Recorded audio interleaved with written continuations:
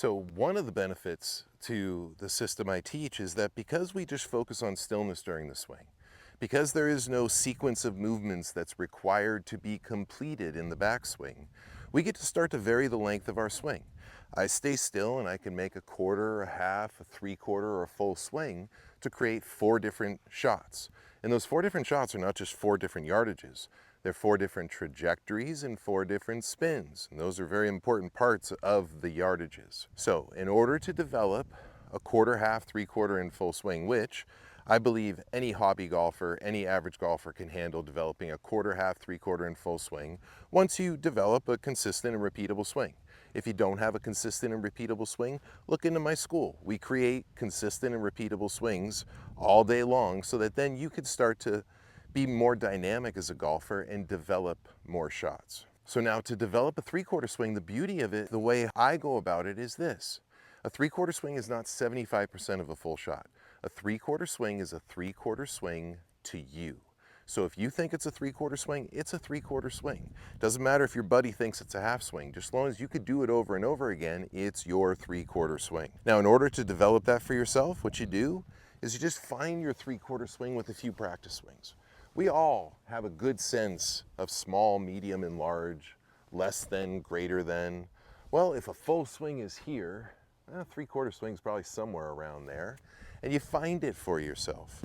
And it's all relative, but it's relative to you.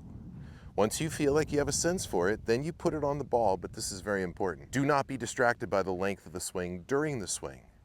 Determine the length of your swing in hindsight. That means after the shot, ask yourself, what length swing do you think that was?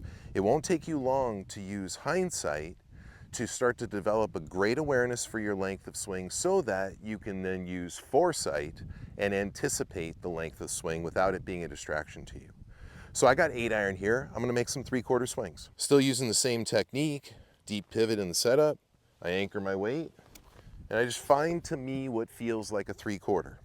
And the difference between a three-quarter, and I break the swing down into tenths, so size 1 through 10, the difference between three-quarter and a size 8 or a size 9 are very small in the length of the swing. It's not going to be a huge difference, but it's that slight difference that's going to allow you to create a different shot, different distance, different trajectory, different spin.